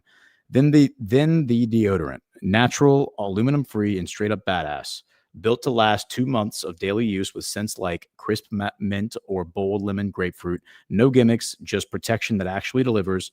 And finally, the tallow bar. And no, it's not deodorant. It's a vanilla coffee tallow stick, primal fuel for skin that's been through hell. Rub it where you need serious moisture, elbows, hands, knees, basically anywhere you're tired of feeling like sandpaper or just want baby soft skin. Every bottle, stick, and bar is handcrafted in Colorado by Badlanders who live and breathe truth.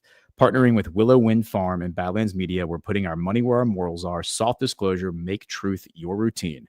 Head to softdisclosure.com, use promo code Badlands for $5 off, and join the fight today.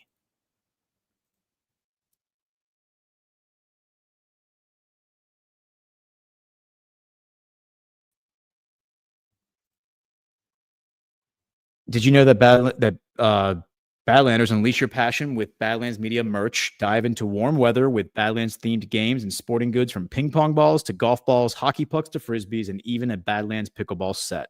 Sip your favorite brew, whether it's coffee, hops, or whatever quenches your thirst, all while making a statement. Think rugged tumblers, sleek coffee mugs, beer steins, whiskey glasses, and more. Car accessories from vanity plates to car magnets, and tech gear let you rep Badlands everywhere you go. It's not just t-shirts and hats. Our store is bursting with bold, high-quality gear to fuel your summer vibe. Check out these Badlanders rocking their gear. Join the crew. Head to badlandsmedia.tv/merch. Grab your official Badlands merch and spread the word loud and proud. Be sure to tag Badlands if you post your selfie on social media so we can say hi. Let's see how far we can reach together. That's badlandsmedia.tv/merch. All right, so we can it's kind of an awkward transition, but it's all right. Let's go ahead and jump right back into the news. Yeah, so we actually have a few more interesting things out of Europe. All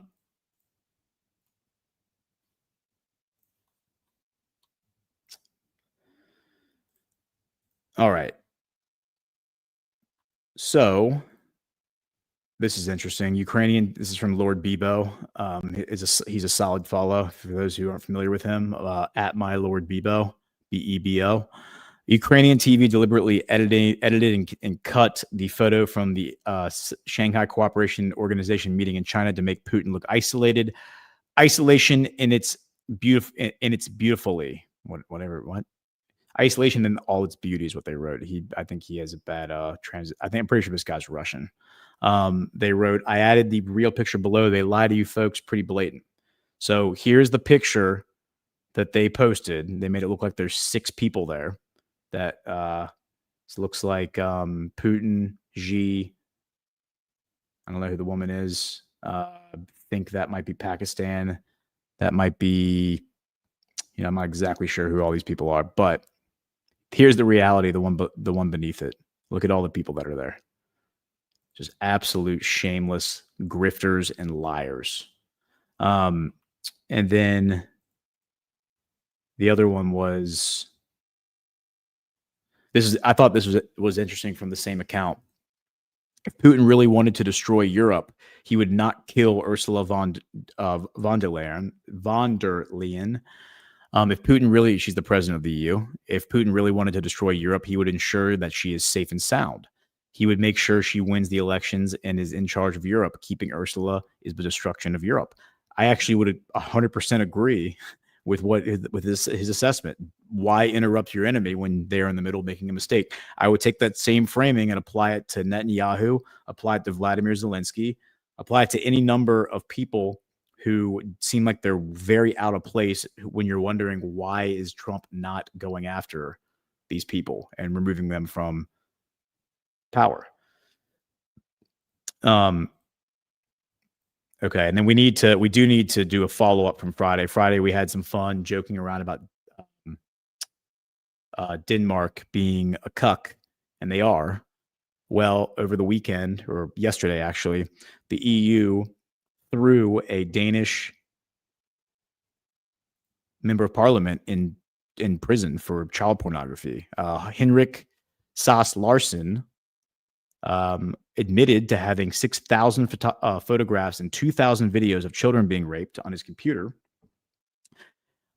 He denied the charges, however, insisting the files were connected to his search for evidence of his own childhood abuse. So this guy was molested as a kid and then became a pedophile. Many such cases. The explanation was rejected by a unanimous jury in the Copenhagen City Court, which delivered its verdict on Monday. Police uncovered the material during searches of his electronic devices in 2023 and 2024. The case, which became public in March 2024, cost him his membership in the ruling Social Democratic Party. The thing that it says in court, the 59-year-old who spent part of his childhood in foster care before being adopted said he had received a video link in 2018 that appeared to show him being abused as a toddler. Wow. Okay. This and another file vanished after viewing. He told the judges, adding that he searched online to trace the perpetrators and regretted not going to the police. Yeah, it sounds like a lie, but prosecutor Maria Singari said she was satisfied with the verdict, but called it sad that someone who had managed to overcome a difficult start in life ended up in such circumstances. She stressed that nothing could justify possession of child pornography. The court acquitted Sass Larsen on a separate charge of owning a child sex doll, which he said had arrived as a free gift with an online purchase. What? Wow. And the ruling it says in Denmark, possession of materials depicting child abuse is punishable regardless of intent, with a maximum penalty of 2 years in prison. But it sounds like the judge gave him 4 months in prison. That's what he was handed. He has been sentenced to 4 months in prison. Unbelievable. And just so we're clear, Denmark, that's why you're going to lose Greenland, is because of this whole, this is a perfect encapsulation of why you don't deserve Greenland. Greenland's too good for you. That's why Greenland is going to become part of the United States, or at least one of our territories. Okay. So now let's pivot to Venezuela. So Maduro ready to declare republic in arms if U.S. forces attack Venezuela. What's interesting I've noticed is that all of our news articles that are hyping this big conflict between Venezuela and the United States are all coming out of Al Jazeera. Al Jazeera is almost the only outlet that is presenting Maduro as ready to go fight the United States. I can't find really many other outlets outlets are reporting on the fact that the U.S. Navy is off the coast of Venezuela and appears ready to invade. But it seems like it's Al Jazeera that's really hyping this back and forth. It says the U.S. has deployed military forces to the Caribbean in an operation said to target Latin American drug cartels. Venezuelan President Nicolas Maduro has said that a United States military buildup in the Caribbean is aimed at overthrowing his government, and he was ready to declare a republic in arms if attacked by the United States. This is from yesterday, or by U.S. forces. In a series of rare remarks to reporters on Monday, Maduro said that Venezuela seeks peace, but that his military is prepared to respond to any attacks from U.S. forces. Quote, they are seeking a regime change through military threat, Maduro told journalists. Quote, Venezuela is confronting the biggest threat that has been seen on our continent in the last 100 years. If Venezuela were attacked, we would immediately move to armed struggle in defense of our territory, he said, pledging to declare a republic in arms. Quote, in the face of this maximum military pressure, we have declared maximum preparedness for the defense of Venezuela. Maduro continued, adding that the U.S. had sent 8 military ships with 1,200 missiles and a submarine targeting Venezuela. Maduro has raised alarm for weeks over a reported U.S. naval deployment in the Southern Caribbean and what Washington says is an operation to combat Latin American drug cartels, which has caused speculation about possible military interference against Venezuela. In response, the Venezuelan leader has deployed troops along the South American nation's borders and called on thousands of citizens to join armed militias to defend the nation. Let's see if we can actually find some sauce on that, because Al Jazeera might be the only one I've seen pushing this.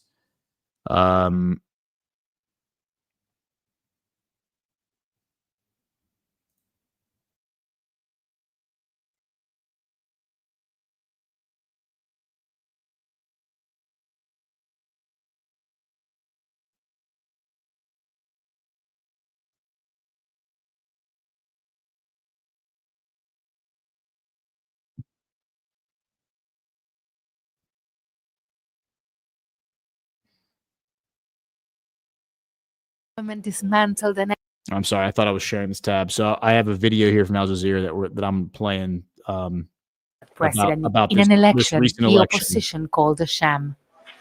But President Nicolas Maduro said the government dismantled a network whose aim was to sabotage the elections. We did it. We managed to hold the election without incidents and managed to defeat the violence that terrorists had prepared for the country. The violent ones, the fascists. But members of the opposition say those detained during the government raids were human rights activists, journalists, and members of the opposition, including Juan Pablo Guanipa, a close ally of opposition leader Maria Corina Machado, who boycotted the elections. Machado said on Sunday the majority of the Venezuelans disobeyed the government and did not vote. Today, the country crushed them once again. With intelligence and acting with our strategy, we revealed this great farce. People did what they feared, they massively disobeyed them. A conscientious and brave disobedience. The government also elected a governor and 8 members of the National Assembly to represent the Essequibo region, an area Venezuela claims, but is controlled by Guyana. In the past years, Venezuela has made efforts to assert control over this oil-rich area, creating tension with its South American neighbor that considers Venezuela's claims a threat.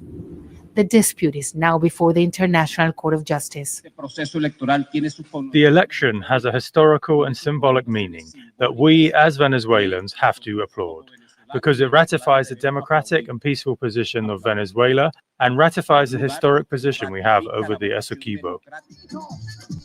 The election allowed the ruling party to celebrate what it considers a victory. But for many in the country, it was a farce. Teresa Bo, Al Jazeera. Okay, so this woman, Marina Machado, it's worth pointing out. Let's just look at her for a minute. Here's her Wikipedia page, okay? And let's see. Here's a picture of her with George Bush in 2005. It says the founding of Venezuelan volunteer civil organization Sumate resulted from a hurried encounter between Machado and Alexandro Plaz in a hotel lobby in 2001, where they shared their concern about the course that was being shaped for Venezuela. Machado said, something clicked. I had this unsettling feeling that I could not stay at home and watch the country get polarized and collapse. We had to keep the electoral process, but change the course to give Venezuelans the chance to account ourselves, to dissipate tensions before they built it up. It was a choice of ballots over bullets. Sumate led to a petition drive for the 2004 Venezuelan recall referendum of Hugo Chavez, then president of Venezuela. According to CBS News, Chavez branded the leaders of Sumate as conspirators, coup plotters, and lackeys of the U.S. government. That's interesting. I'm gonna archive that link because that's actually what I was gonna say. I'm pretty sure this woman is a CIA plant. After the referendum, members of Sumate were charged with treason and conspiracy under Article 132 of the Venezuelan Penal Code for receiving financial support for their activities from the National Endowment for Democracy. Look at that. The National Endowment for Democracy. Where's Mike Benz at? In 2005, Machado faced conspiracy charges, a conspiracy charge stemming from the $31,000 grant from the National Endowment for Democracy for nonpartisan educational work. So they just gave her $31,000. Okay. That same year, the New York Times said she was the Venezuelan government's most detested adversary, a young woman with a quick wit and machine gun fast delivery who often appears in Washington or Madrid to denounce what she calls the erosion of democracy under President Hugo Chavez, and stated that the Venezuelan government considers her a member of a corrupt elite that is doing the bidding of the much reviled Bush administration. Well, there's probably some truth to that. You got to love how they say a machine gun fast delivery. I mean, why don't you just say she is like a spicy breakfast taco? Isn't that what Joe Biden said about like Latin American women or Latin American people? Yeah, it's just these people can't help themselves.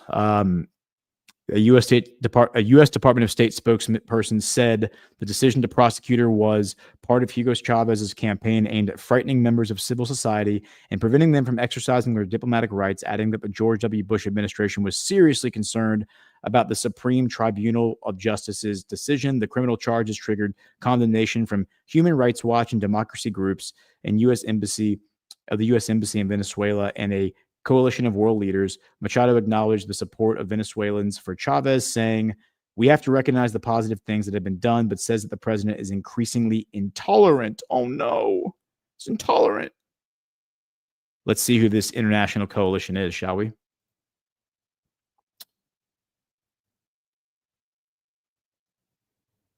Oh, okay. And when I click on that link, it takes me to where? The National Endowment for Democracy. Okay, and it's a press release, November 11th, 2004. International coalition expresses concern for democracy in Venezuela.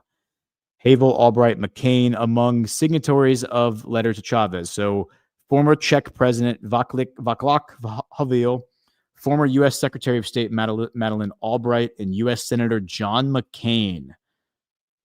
Wow. Are members of an international coalition of more than 70 Democrats who sent a letter today to Venezuelan President Hugo Chavez expressing concern over the prosecution of civil activists that in that country, calling it a grave threat to democracy.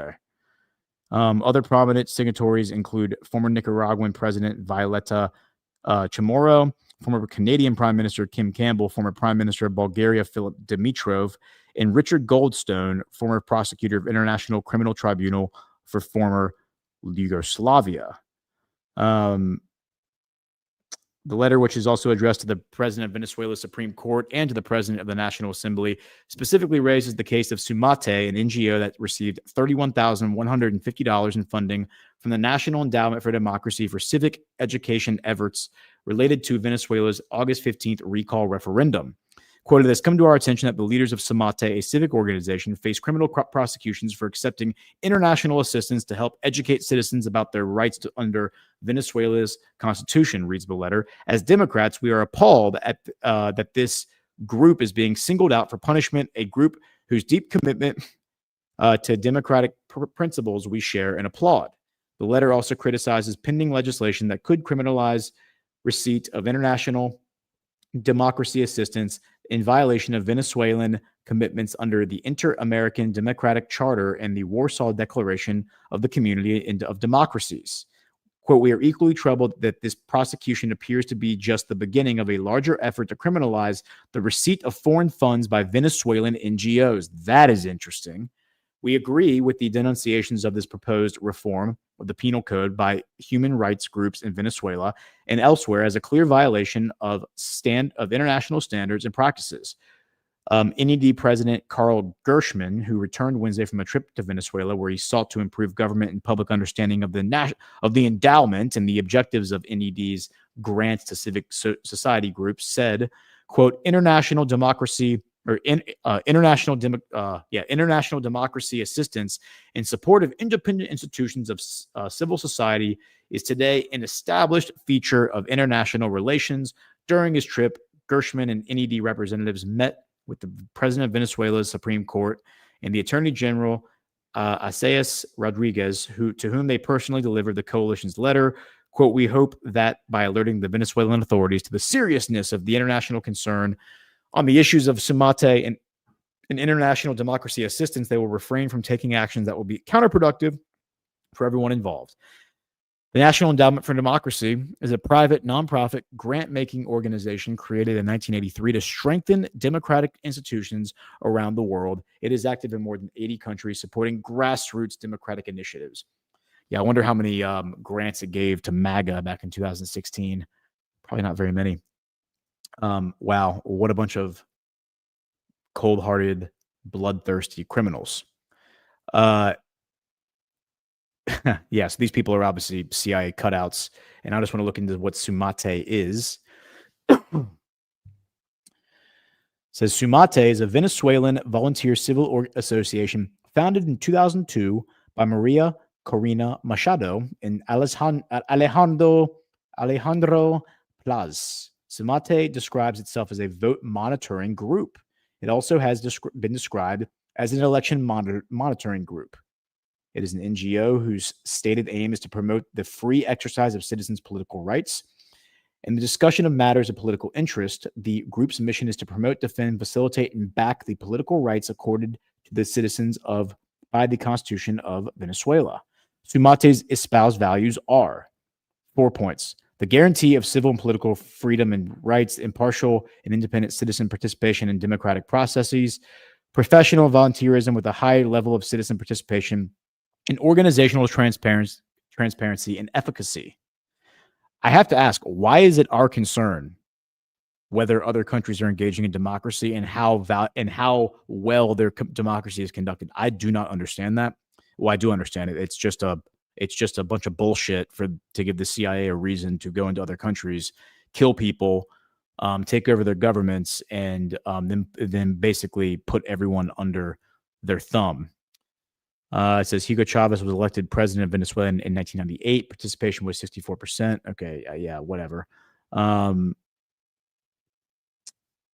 Sumate was founded with an expressed goal of achieving a high level of citizen participation in Venezuela elections. According to the Washington Post, Machado and Plaz had a hurried encounter in a hotel lobby in 2001 where they shared their concern about the course that was being shaped for Venezuela. It says it was a choice of ballots over bullets, according to Sumate. Not concerned with who governs, but rather that those in power respect the rule of law.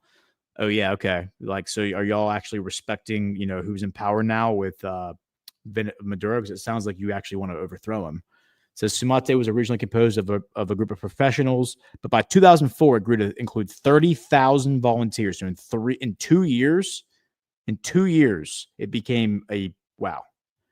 Reminds me a lot of Turning Point USA, who I think now has 130,000 volunteers worldwide. Says a recall referendum in 2003. It organized a campaign to force the recall referendum of Hugo Chavez.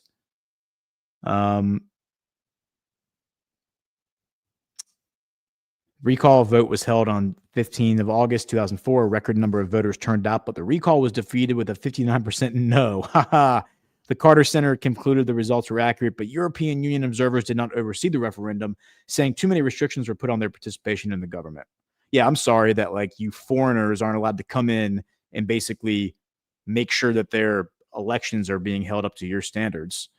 Let's see. I just want to see who are the names that are connected to this. John McCain, Madeleine Albright, Václav Havel, Richard Goldstone,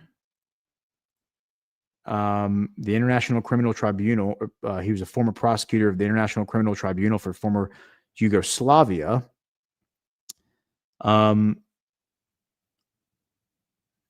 Says Plaz is a Venezuelan engineer. That's who I wanted to learn about. I want to know about Alejandro Plaz. and a management consultant who holds 3 master's degrees, 2 from Stanford University, and was a senior partner for McKinsey & Company in Latin America. That's the largest consultant firm in the world that absolutely participates in this kind of stuff worldwide. He took a leave of absence, so he left McKinsey to co-found Sumate. Machado was hailed as the best of womankind in the difficult times many women face around the globe, on a list of women the world should know for International Women's Day. Okay. Ricardo Estevez is one of the founders of Sumate. In 2012, he withdrew from Sumate in order to run for the position of rector in the Consejo Nacional Electoral as an independent. Wow.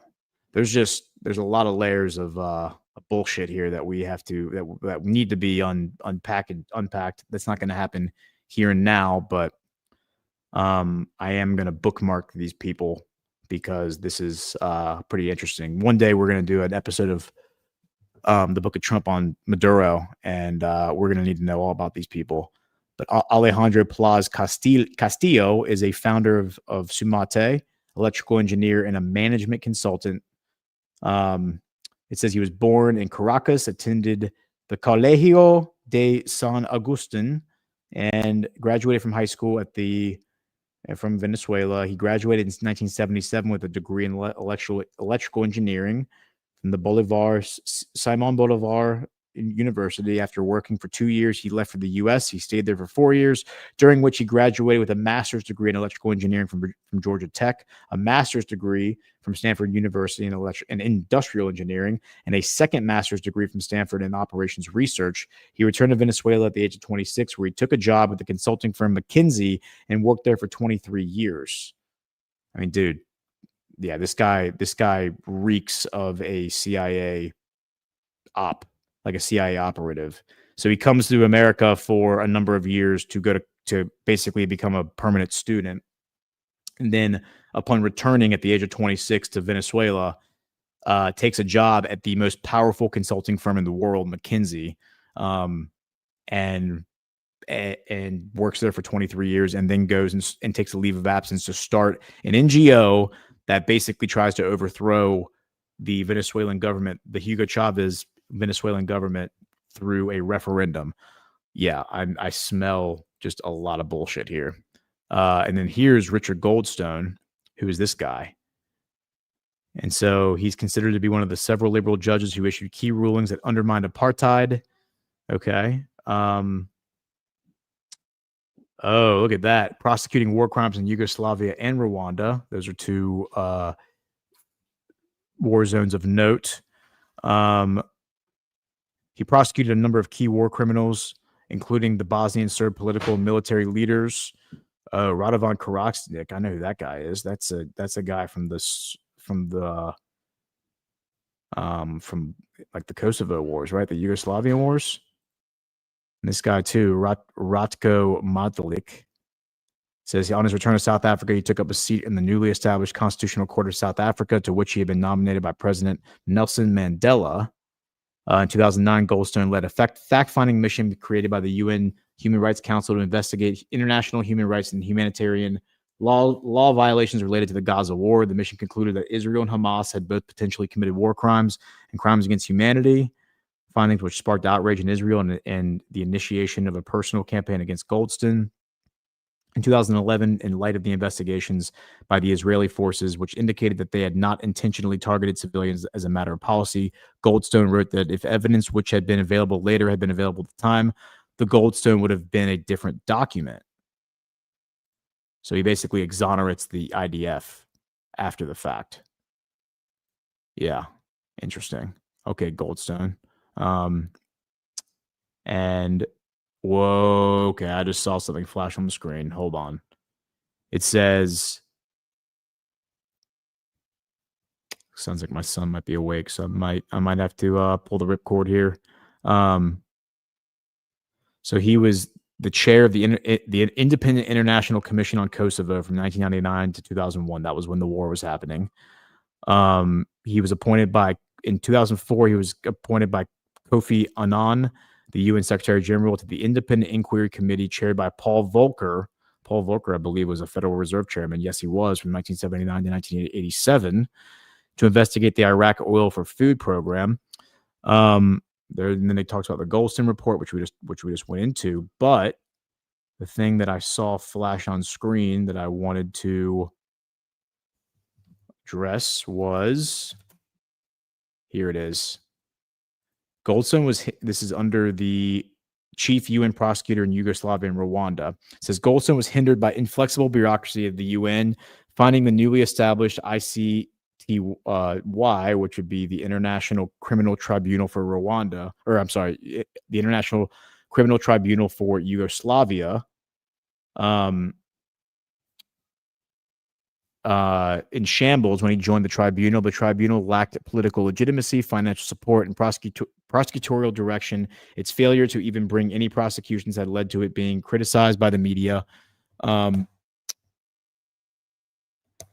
As a big fig leaf for inaction. And Goldstone was asked by the former British Prime Minister Edward Heath, "Why did you accept such a ridiculous job?" He had to make repeated appeals to the UN's hierarchy into donor nations for the equipment and funding the tribunal needed to operate.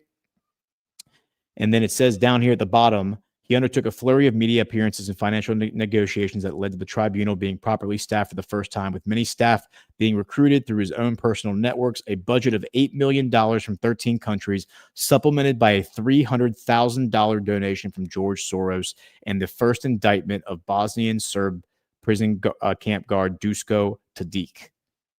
Yeah, this man, so he's part of the club for sure. Yeah, and then he's having his tires pumped by some known war criminals, it sounds like. Man,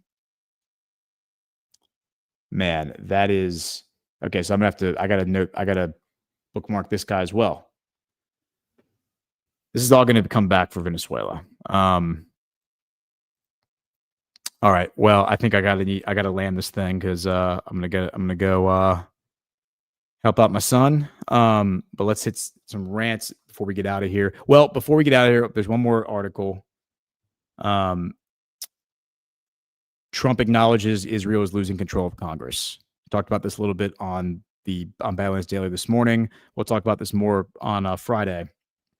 But the TLDR is that Trump comes out and he kind of says two things. One, he says that Israel is losing the support of Congress, or losing its influence over Congress, and he also calls AIPAC weak, which is, it says he's asked by this reporter Reese. I was just over in Israel, is what Reese says, and we went right up to the war where you could hear the bombs dropping in Gaza. We went to places from October 7th, scary being in it. I understand. And Trump says it was a really bad one, right? And Reese says yes, and then Trump says, and you have people that deny it ever happened. They're deniers.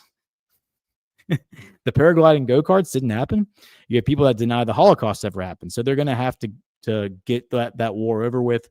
But it is hurting Israel. There's no question about it. They may be winning the war, but they're not winning the war of public relations, and it is hurting them. But Israel has the strongest lobby. But Israel was the strongest lobby 15 years ago that there has ever been. And now it's been hurt, especially in Congress.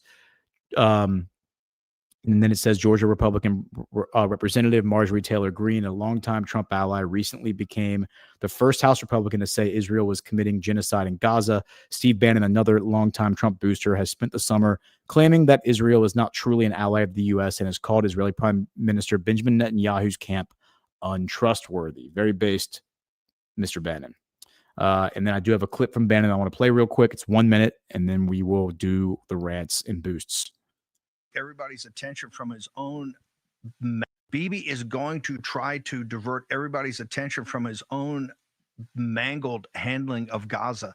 This is his responsibility, and he can put out all the October 7th videos he wants. What we want to see is an official inquiry into October 7th on this very show, on that very day, in that very moment. Jack Posobiec on that Saturday show, who is a naval intelligence officer.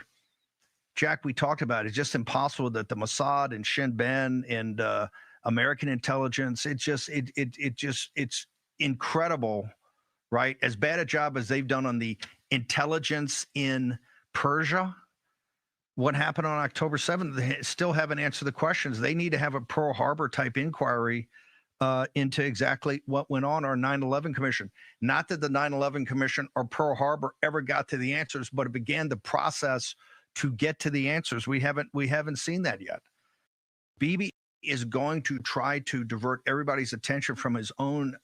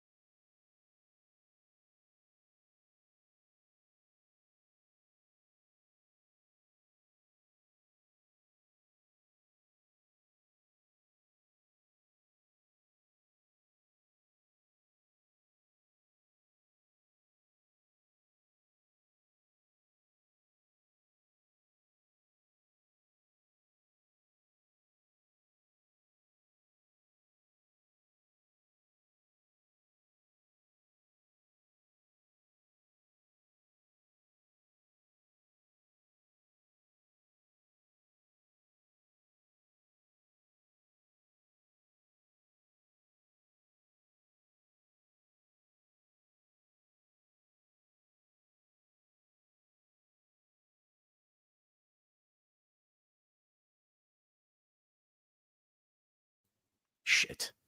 Yeah, muted, totally muted. Okay, I'm gonna just repeat everything I just said. So, yeah, Bannon, very based Bannon, talking about the 9/11 Commission report. The commission. Speaking of, I had Brad Zerbo on my show, Book of Trump, last night to talk about his new documentary, which is powerful.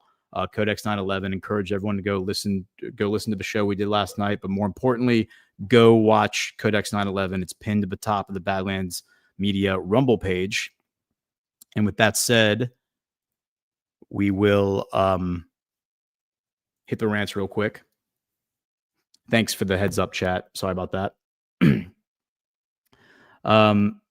Jojo Ellen, $10. Nothing other than you're having a good hair day, apparently. Thumbs up. Thank you, Jojo. I appreciate that. It's hit or miss. Sometimes it's a good hair day, sometimes not so much. But and then Harry Vetch, this is where I spent the majority of what I was saying before. Harry Vetch, $1, go Admiral Rogers. And then Harry Vetch again, remove Canada from the monarchy. Agree with that. Harry, I saw that you were in the Baseless Conspiracies chat last night trying to get in touch with us. You said you have information on Kosovo. John gave you instructions on how to get in touch with him. Send me a message, like a DM on Telegram or X, or just leave a comment on this. If there's a way that I can get in touch with you on this video, I need to set up a Proton account that I can give out freely, email account. But I would love to talk to you about that, and would be willing to interview you potentially. So, Jojo Ellen, you're muted. That's another rant. Thank you, Jojo. Appreciate that. 40K foot view, AGL view. Isn't Bannon pretty Zionist? Yeah, traditionally he is, but ever since starting on, thank you, MPG Stewart, for throwing my my link in there for how to reach out to me. Yeah, but starting on June 13th, when Bibi Netanyahu started his war against Iran, that was when Tucker Carlson went on Bannon's show, and they both just started going hard in the paint against Israel. And Bannon has been going hard against Israel ever since. So Skeptical unmutes himself to say shit. Yeah, I should have said it before I hit the unmute button. So, all right. With that said, I think we can probably go ahead and get out of here. Yeah, we'll be back on Friday. Our next tomorrow, Breaking History with Matt Arrett. Be there. Yeah. And we will see y'all on Friday. Have a great day.